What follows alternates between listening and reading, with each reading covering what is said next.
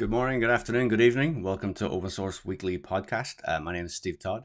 I'm Global Head of Workplace at NASDAQ, and I'm also the founder of Open Source Workplace. So what are these podcasts? Each week we talk to an industry expert, thought leader. We talk about current topics that are on people's minds, and we dig into those and ask questions and be provocative. And I guess that's what's the nature of what today's podcast is going to be. How can we be provocative? What questions do we need to be asking, given a lot of the narrative that is circulating at the moment? So what are we going to talk about, and who is our guest? Well, today I have a triple A guest. He is an author, advisor, and an advocate, Mr. Chris Kane, who is also the co-founder of 6 Ideas. Chris was a partner at JLL, VP of Corporate Real Estate at Disney, head of CRE and part-time CEO at BBC, and I'm really looking forward to digging into that with Chris. So Chris, as I said, he's an author. He wrote the book "Where Is My Office?" It was published in October 2020. So it's really recent. It was through the lens of COVID and the various thoughts and views of that. So it's really interesting to see his perspective on that. He introduces in the book Smart Value Formula and Delivering Building Value. So we're going to dig into those things as well. So before further ado, let's introduce Chris. Chris, welcome. Thank you for coming. Hi, Steve. on. How are you doing? I'm fine, thank you. Good. Glad to hear. Appreciate you coming on. Appreciate you sharing your thoughts. And first off, I want to thank you for writing your book. Given the experience that you've had, the lessons you've learned, the companies you've worked for, to put it onto pen and paper, so to speak, to be able to read and learn those things, I'm finding tremendous value. So I want to thank you for that.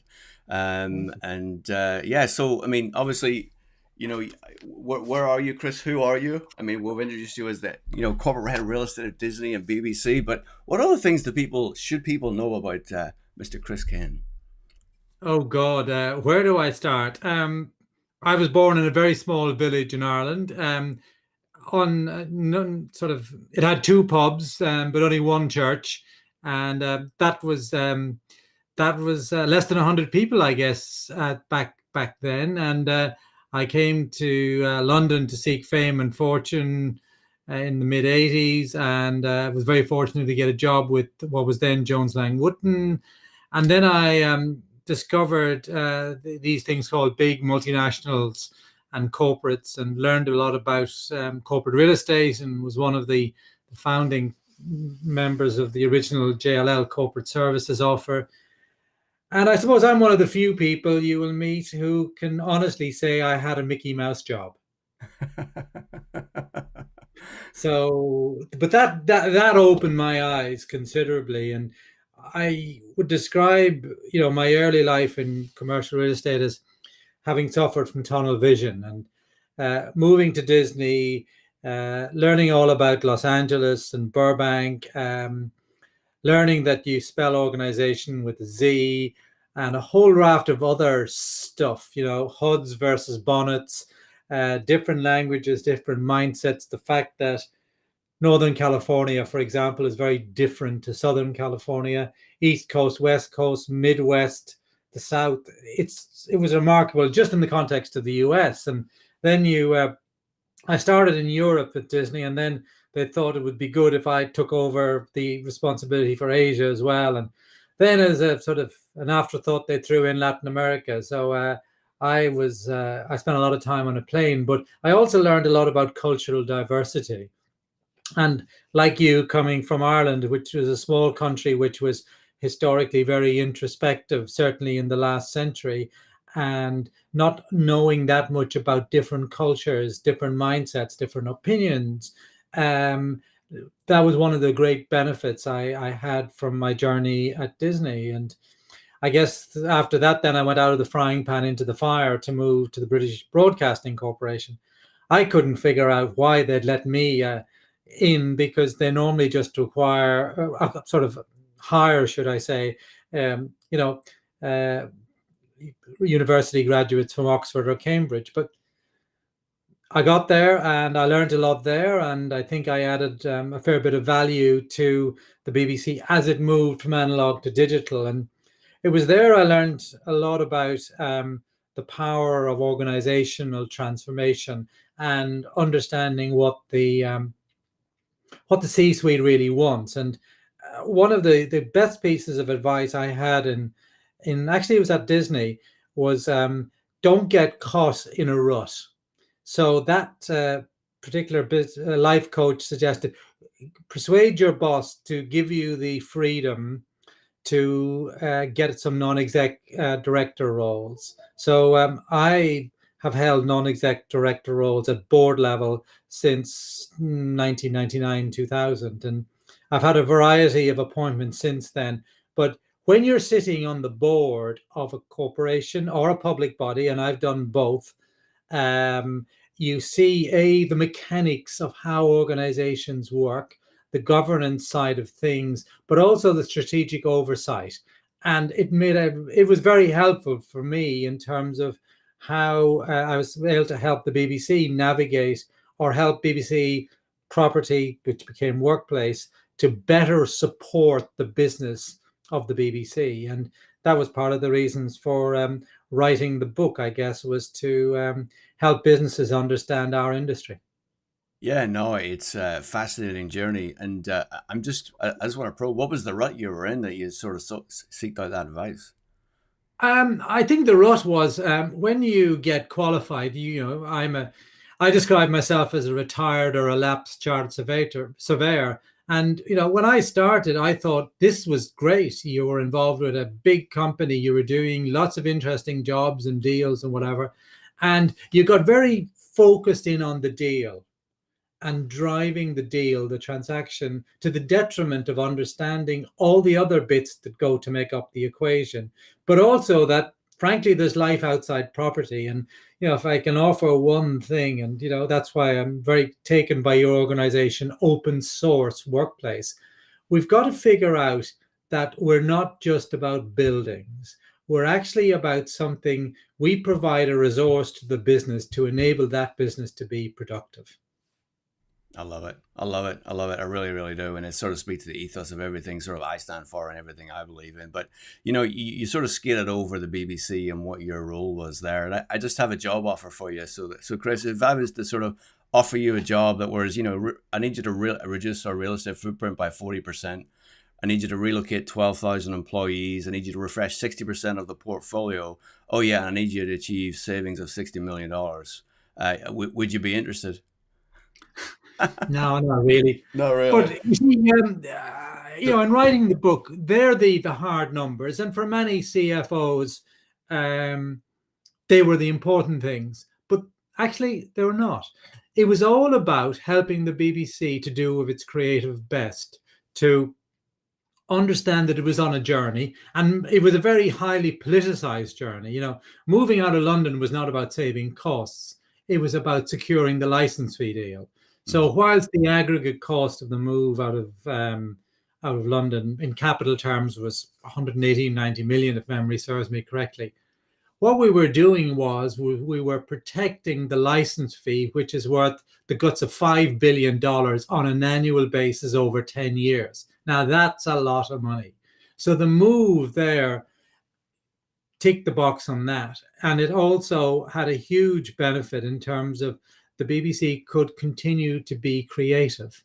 And if you understand that, a bit like if you're working for a bank or for a professional services firm, if you're in the workplace industry, you have to understand it's not about the building, it's about the business. I love that connection. I love how you eliminated almost the conversation about real estate and you went to the business objectives and connected everything. So I appreciate you doing that. So I want to pull up a few slides, and some of this is like where you've made statements yourself in the book, and it's really just to sort of get your perspective. You consider yourself an industry provocateur. What do you mean by that? Our industry is one of the most introspective segments of the overall economy. Many people believe it's crying out for disruption. But yet we're very timid in actually having honest conversations about what's really going on.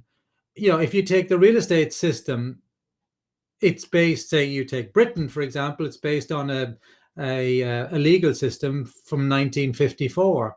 But more fundamentally, globally, you take the two simple terms which drive a lot of our decisions and a lot of our policies and a lot of our practices, landlord and tenant. They're medieval. That was the Middle Ages.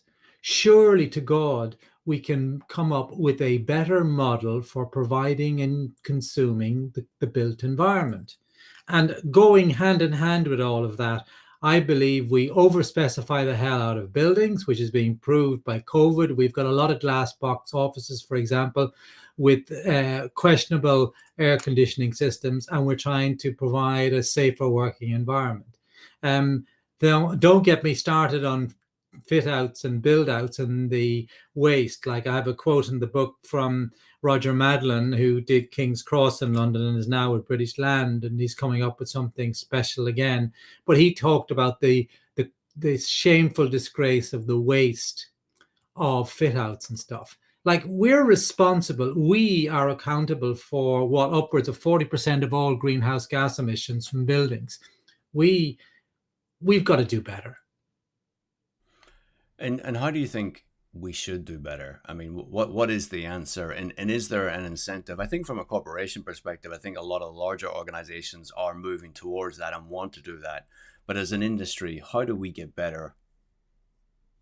I think firstly, we've got to stop thinking of ourselves as a whole heap of silos. If we're going to properly engage with the businesses we support, we need to be seen as people who understand the business for a start. Being a competent technical professional is basically table stakes. That's presumed.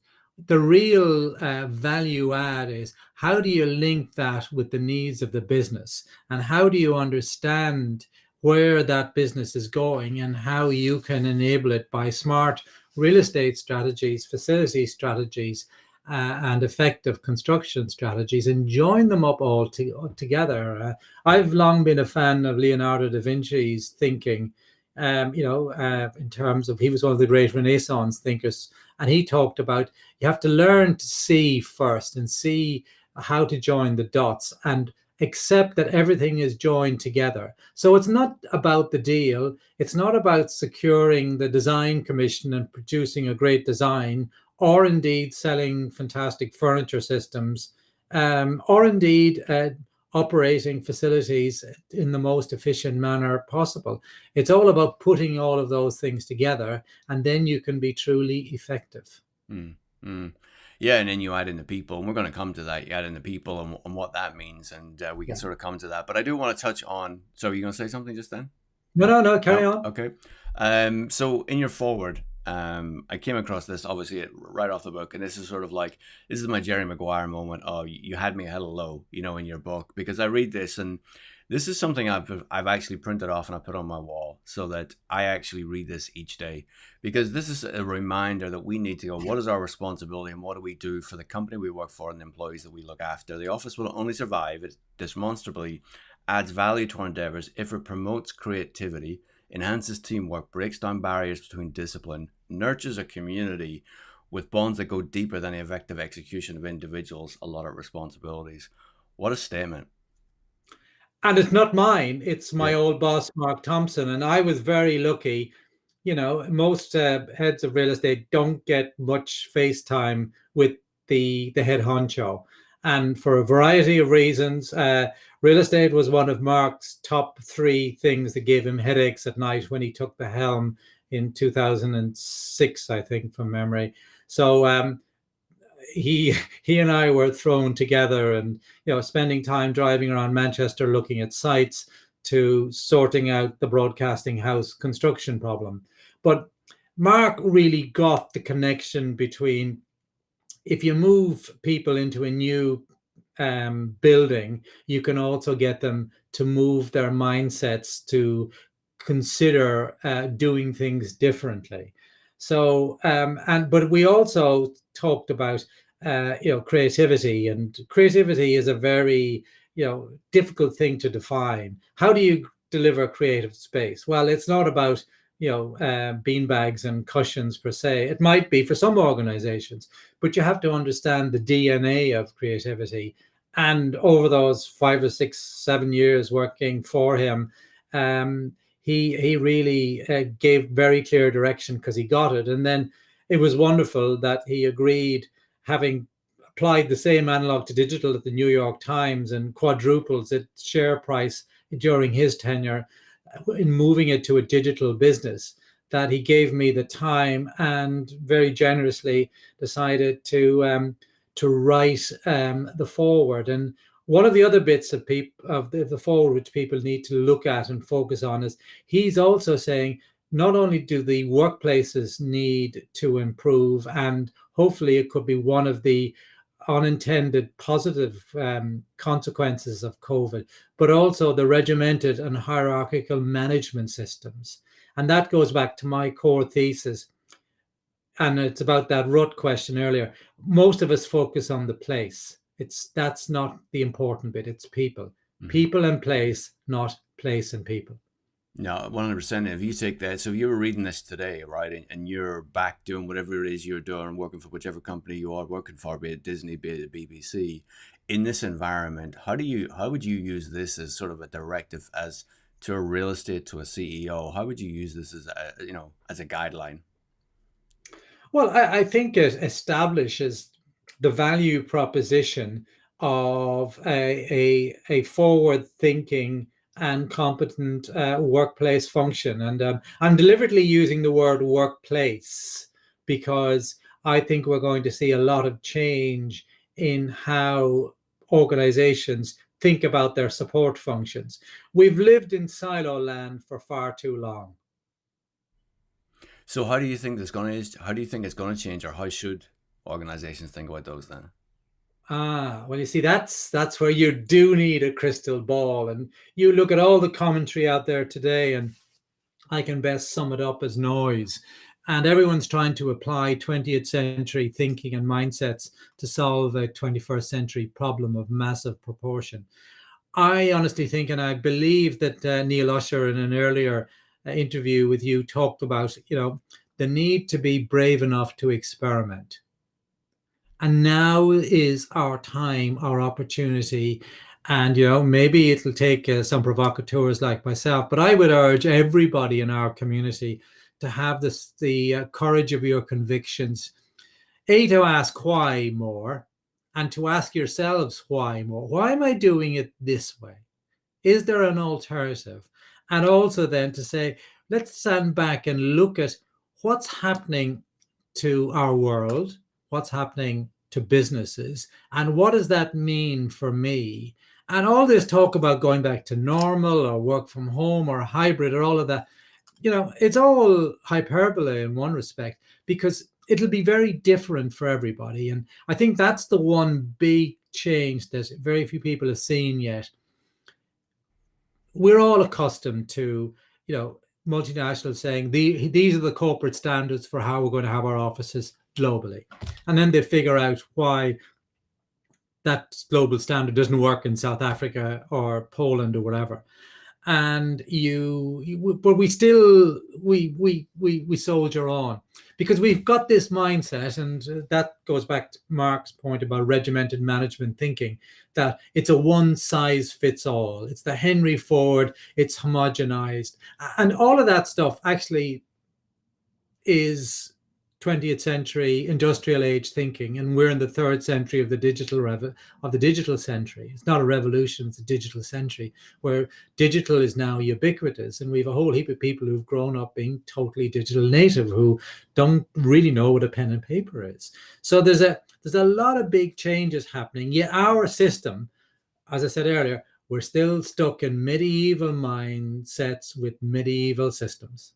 And I agree with you, and it just sort of falls nicely into what you published yesterday, Back to the Office, which was another provocative, and I sort of said to you before, and I sensed frustration in the tone of your writing, in a sense of the perspective that people are looking at headlines. We're not really digging into fully understanding, but also we're looking at guidance from other people rather than looking at our own organizations. Our own organizations, that we work differently, we operate differently, we're very unique. So how do we take what's important for us, Well, I think we're all human, and we've all come through a fairly, an unprecedented period of time when things that we thought would never change have changed, and we're only beginning to see the tip of the iceberg.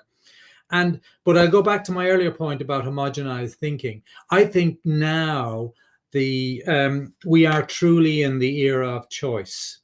And I've talked about the fact that we shouldn't be trying to look for a panacea. It's either all work from home, or it's remote, or it's hybrid, another great label.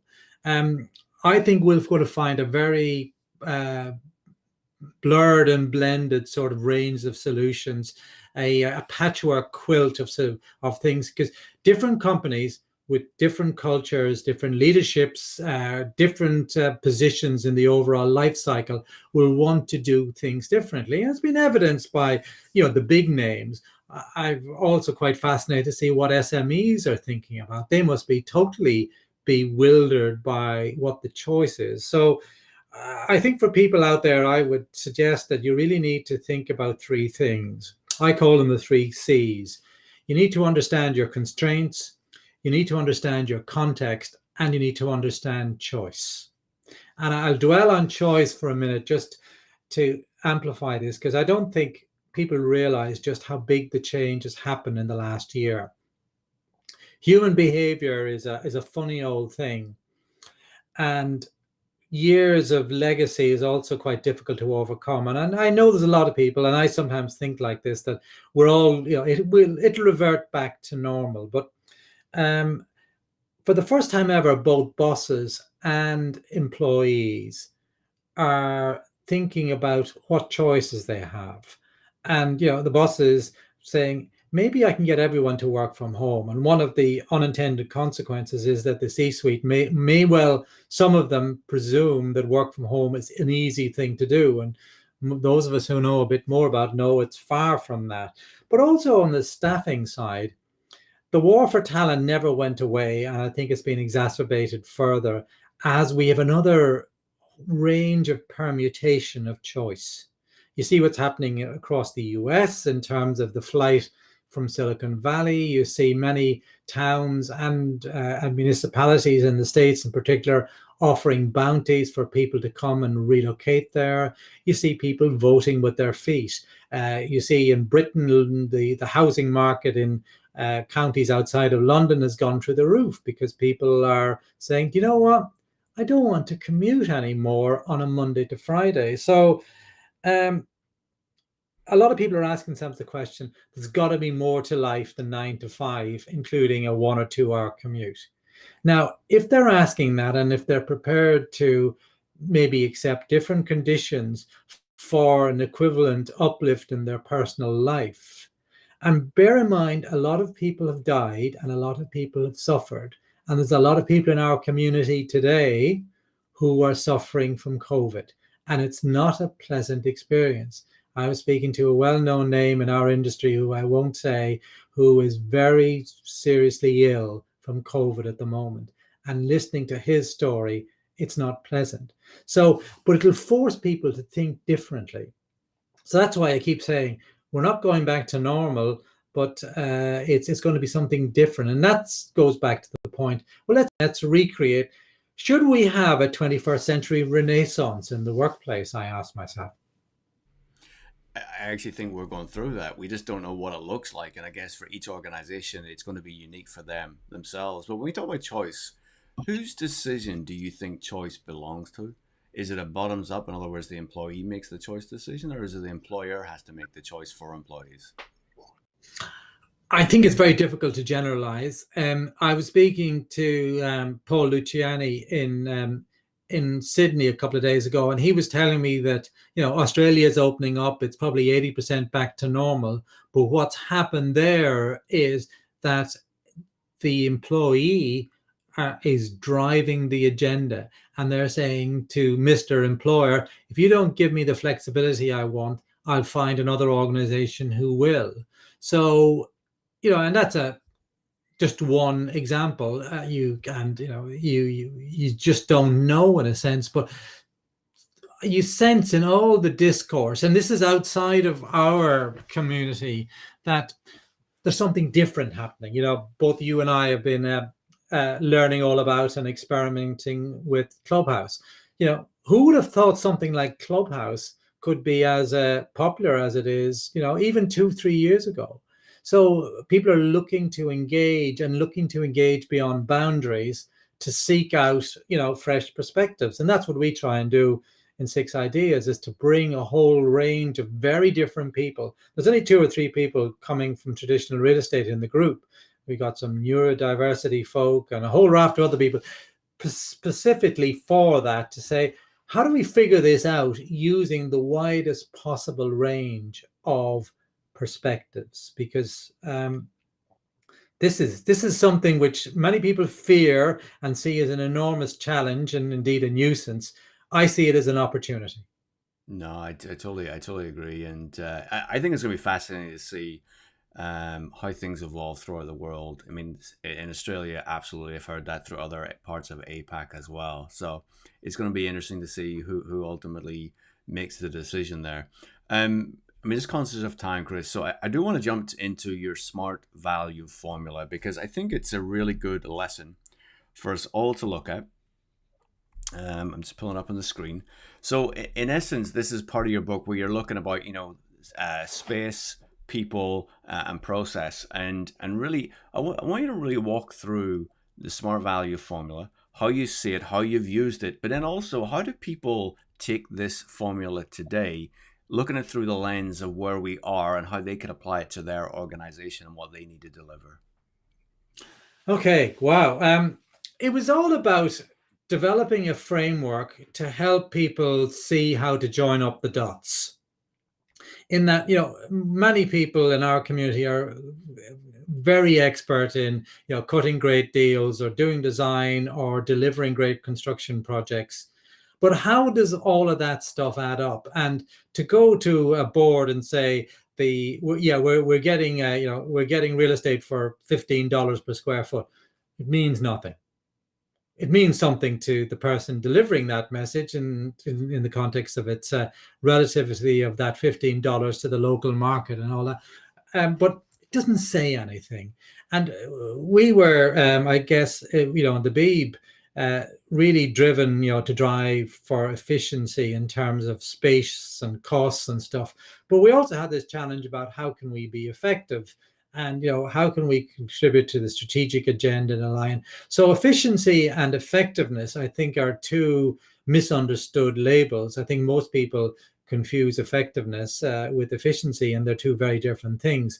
But you strive to be more efficient, whereas you drive to improve effectiveness. So you can almost see it as a seesaw. And then I was looking at all of the in the last few years around experience and well-being, and how do you put all of this into something that doesn't turn out to be a 10-page essay? So I thought, let's describe it as a formula that you need to think about efficiency and effectiveness and experience. But that is just the space within the buildings, whether you call it workspace or workplace, but for the purpose of the day, we'll call it the workspace or the spaces. But there's also the issue of place, and where does that building sit in the context of its city, its local community, and all of that. And what is your business's brand, and how does all of that relate to the community? So if you look at all of those and say, if you take them all in the round, I believe that, if you look at them, that the sum of the parts is greater than looking at them as individual bits of people, process, and place. But there's an even bigger dividend, and this has become even more relevant since ESG and the focus upon the investment community on ensuring that companies who they invest in can demonstrate ESG. And it's become very relevant in this period of this massive enforced work from home experiment. So I believe that if you do this and apply this, you can deliver enterprise value in the millions, but social value in the billions. And the billions bit comes about from the fact that if you can apply distributed workforce strategies supported by a distributed workplace strategy, it means you help people reduce their commutes.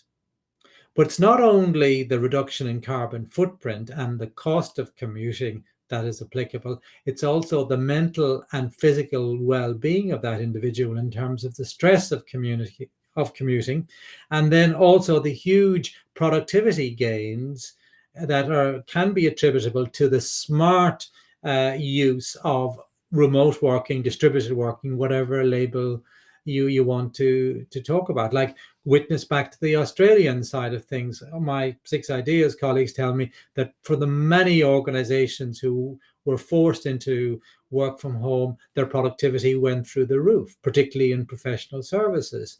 So, I mean, there's something there that we can all continue to be subject matter experts in our bit of the equation, if you will, but we've got to understand the whole equation. And more importantly, we've got to be able to articulate the value contained within that equation to our C-suite bosses. Yeah, and you mentioned there the distributed places or the distributed places of work, and you actually note in your book that you feel about 2025 flex space will become somewhere between 30 to 50% of a company's portfolio. That's quite a large amount. Yeah, I think we ain't seen nothing yet in the context of change, because we've had the dreadful challenges, which are the healthcare challenges. We're now going to see the economic carnage. And, most CFOs are saying, how can I conserve cash? How can I cut costs? But also, how can I reframe my business? And they're reframing their business in a couple of contexts. And this goes back to my 3 C's there of understanding context. That we've been looking at the advance of robots, of automation, of AI, of avatars, of a whole range of things. The Deloitte survey of British CFOs of December talked about their view that by 2025, half of all office tasks that were performed in 2020 will be automated. So there's going to be a lot of change. And, if you look at the office, it's still designed principally on rows and rows of desks, because that was the industrial age paper processing mindset of how we designed and conceived these. Whereas now they've got to be something very different, which support collaboration, creative activities, socializing in the core office, but probably also in a number of other locations. So I suppose the really radical view is, do we need to define the concept of place when it comes to the office? Can the office now be in a number of places, not necessarily the binary either or of the downtown office and the work from home location, but in a variety of places? And that's where I came across omni-channel marketing in my research for the book. And it was actually shared to me by a chief technology officer. And he said, this is what's happening because we, the technologists, have made this possible by ubiquitous connectivity and reasonably safe and secure access no matter where you are. Because, most people cite, it'll not be secure because people, the system won't edit. Most security is down to human error. So, who knows? But it's a very interesting dimension, because most of us are, I guess, wedded to, born and bred into, this is my building, this is my facility, and I've got a portfolio of these, and this is what I do. Whereas COVID has blown that up to say, oh, I've got to look at this building and the rest in my portfolio, and I've got to think about how the people who use that space are actually using a alternative to that space in a number of different locations, but also on a number of different time settings, and probably on a number of different bases, shall we say, and with different people, be they human or automats. Yeah, no, It's fascinating. it's going to be it is going to be fascinating. You took the words right out of my mouth. One of the things that sort of was very apparent to me was, as I read through the book, was the amount of people that you give credit to in a sense of your mentors, your trusted advisors, and so on and so forth. And you give special shout out to various companies, WeWork, IWG, and so on and so forth. And as we sort of look through this, you've built up these trusted advisors over time. How would you advise those junior members who maybe don't have the ability to reach out to that type of people? How do they build that network? What sort of guidance would you give? Because obviously this is something you've done very well over your career. One of the things I was struck in terms of how people have reflected on the last year, they've talked about how Zoom has helped many organizations move to be much more democratized. And, say, take can't really comment and much about the US, but take Britain. Britain is still very hierarchical, and it's not the junior's place to speak up and whatever. I would urge people to say, actually have a go and reach out to people. Folk in senior positions can be quite approachable, but they feel they are approachable, but yet they're not. So somebody has to make the first move. But the other radical thought I have on this is that the received wisdom is that if you're somebody like me who's been around the block a bit and, in the autumn of his life, one hopes, that, I can hand down, and it's a whole model of teaching, will hand down the stuff. Well, most under 30s now are total digital natives. Have we ever thought about it changing around? And this will be a challenge for academia, that we can learn something from somebody who's got a digital perspective in life as well. So it could be a two-way street. And this is what we're experimenting with the 6 ideas: is how do you garner the expertise of everybody and build a sort of, not a think tank, if you will, but a practice tank, because we've all got to experiment. And, that's why we all need to be much more honest and possibly outspoken and call things out, because we really need to leave some sort of legacy for our children. No, that's great. It's great, and look, it's. I think it's tough for people to reach out. I think people feel it is. Yeah. People won't respond, and often with LinkedIn, we all know that we're inundated with requests and connections, and whenever we work within an organization, 95% of the connections are people just looking to sell us stuff. So it's kind of tough to sort of build those relationships. Yeah, but I disagree. I'm going to push back at you. Go ahead, please do. Kind of tough.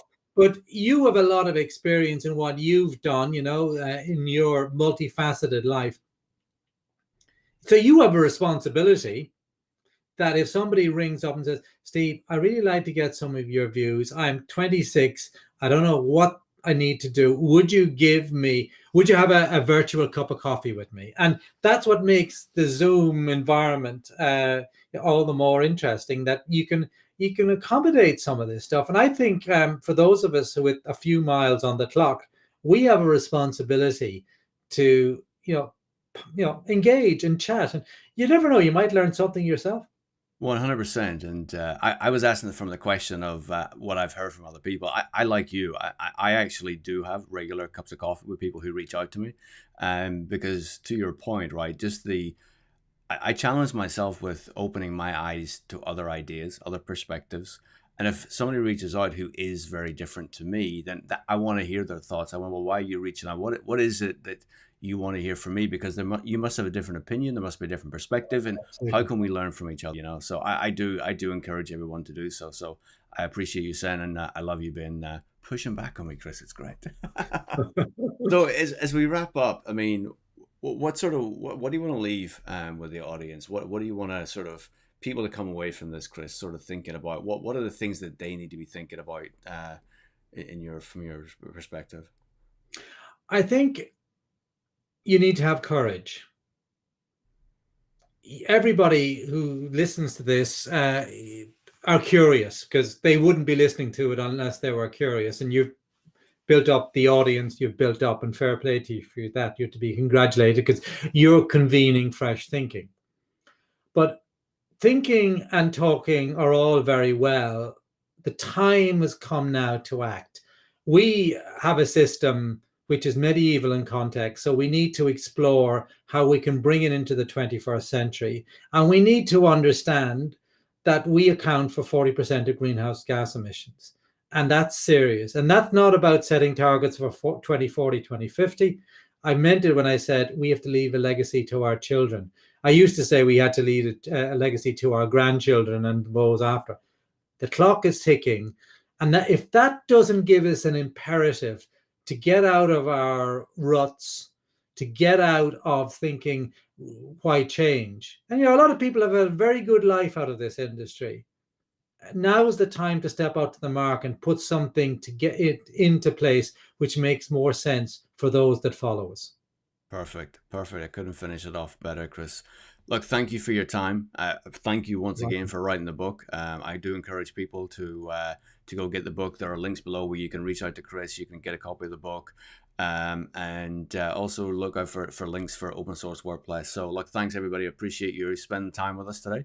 And feel free to share this with your friends and colleagues. And until next time, take care, Chris. Thank you, man.